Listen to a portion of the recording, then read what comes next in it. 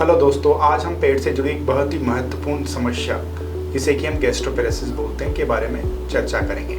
जैसा कि नाम से प्रतीत हो रहा है, गैस्ट्रोपेरेसिस मतलब स्टोमक की चाल का स्लो होना। इसकी वजह से खाना स्टोमक यानी पेट में इकट्ठा रहता है और पेशेंट को सिम्टम्स आते हैं। तो अब जानते हैं इसके लिए क्या क्या सिम्टम्स हो सकते हैं। पेशेंट को लगातार उल्टी होती है और उल्टी के अंदर बार सा खाना आता है। पेट में दर्द भी हो सकता है, पेट फूल भी सकता है, वजन लगातार कम हो सकता है, भूखा लगना कम हो सकता है, कमजोरी भी काफ़ी आ सकती है। तो गैस्ट्रोपेरेसिस को समझने से पहले हम ये समझते हैं कि पेट यानी स्टोमक का डाइजेशन में क्या कार्य होता है। जैसे ही खाना स्टोमक में आता है, सबसे पहले ये खाना स्टोमक की ऊपरी परत जिसे कि हम फंडस बोलते हैं, वहाँ इकट्ठा होने लगता है। इकट्ठा होने के बाद ये खाना जैसे ही स्टोमक और बॉडी के जंक्शन पर आता है, वहाँ एक पेसमेकर सेल्स होती है, वो एक्टिवेट हो जाती है और वो एक कॉन्ट्रैक्शन स्टार्ट करती है, जिसके कॉन्ट्रैक्शन के माध्यम से ये खाना आगे बढ़ता है और ये एंट्रम और पाइलोरस में आता है। एंट्रम और पाइलोरस में एक ग्रिंडिंग प्रक्रिया होती है, जिसके द्वारा खाना काफ़ी छोटे पार्टिकल्स में कन्वर्ट हो जाता है और ये पार्टिकल 2 to 3 mm होते हैं और ये पार्टिकल पाइलोरस की ओपनिंग द्वारा छोटी आंत में जाता है। जैसे ही छोटी आंत में खाना जाता है, उस कॉन्ट्रैक्शन को रोक देता है। स्टोमक में ग्रिंडिंग बहुत ही महत्वपूर्ण प्रक्रिया है। इसकी वजह से खाना छोटे छोटे पार्टिकल में कन्वर्ट होता है।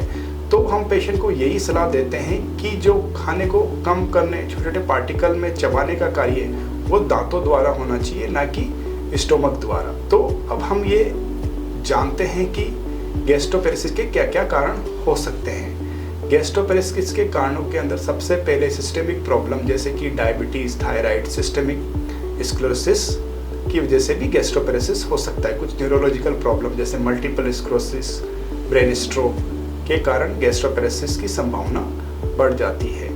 कभी कभी कुछ सर्जरियाँ जिसके अंदर की वेगस की नर्व डैमेज होती है, जो कि स्टोमक के निचली परत को सप्लाई करती है और उस नर्व में इंजरी की होने की वजह से वहाँ स्पाज्म आ जाता है। उसकी वजह से भी गैस्ट्रोपेरेसिस की प्रॉब्लम हो सकती है। इन सर्जरियों में प्रक्रिया जो होने वाली सर्जरी है वो फंडोप्लाइकेशन और बेरेट्रिक सर्जरी सम्मिलित है। कभी कभी कुछ दवाइयाँ की वजह से भी गैस्ट्रोपेरेसिस हो सकता है।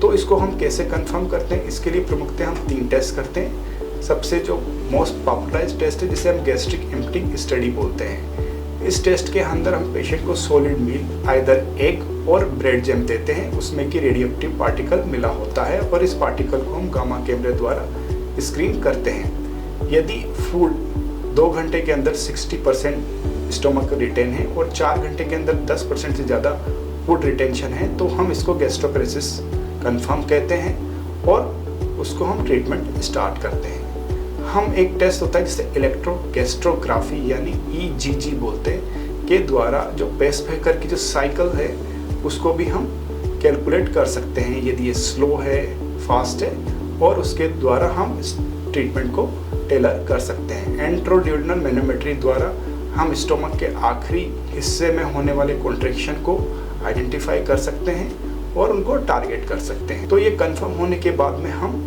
ट्रीटमेंट स्टार्ट करते हैं। सबसे पहले ये आइडेंटिफाई किया जाता है कि ये गैस्ट्रोपेरेसिस की प्रॉब्लम, क्योंकि जो इसके सिम्टम्स हैं दूसरी जो बीमारियां जैसे इंडाइजेशन, एसिडिटी से भी काफ़ी मिलते जुलते हैं। इसको कंफर्म होने के बाद में हम एसिड कम करने की दवाइयाँ और प्रोकाइनेटिक दवाइयाँ, जिससे कि स्टोमक की चार्ज को दुरुस्त किया जा सकता है, उसको शुरू करते हैं। यदि रेस्पॉन्स नहीं आता 4 वीक के अंदर, तो हम इसको रिफ्रैक्टरी गैस्ट्रोपेरेसिस बोलते हैं और स्कोर कैलकुलेट करते हैं। फिर हम आइडेंटिफाई करते हैं कि प्रॉब्लम कहाँ है। प्रॉब्लम यदि पेसमेकर सेल्स में है तो हम पेसमेकर इम्प्लांटेशन करते हैं।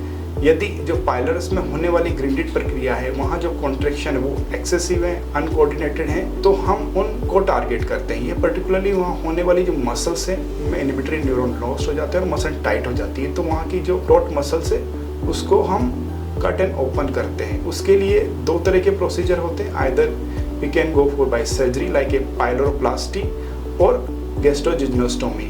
कुछ एक नया एंडोस्कोपिक प्रोसीजर जिसे कि हम GPOM बोलते हैं, इसके द्वारा भी इसको जो वहाँ की टॉट मसल्स हैं उनको कट ओपन किया जा सकता है और इसमें कोई सर्जरी की आवश्यकता नहीं होती और इससे पेशेंट की रिकवरी भी काफ़ी फास्ट होती है। और यदि इंडिकेशन राइट है तो इसके लिए रेस्पॉन्स है वो भी काफ़ी अच्छा मिल सकता है। तो सबसे पहले हम गैस्ट्रोपेरेसिस की प्रॉब्लम आइडेंटिफाई करते हैं और फिर उसको ट्रीटमेंट टेलर करते हैं। यदि आपको ऐसे सिम्टम्स हैं तो आप गैस्ट्रोपेरेसिस की समस्या हो सकती है, इसको स्क्रीन करना अनिवार्य है। और इसके लिए आप और जानकारी लेने के लिए आप हमें हमारे YouTube चैनल, Facebook, इंस्टा पे हमें फॉलो कर सकते हो। Thank you.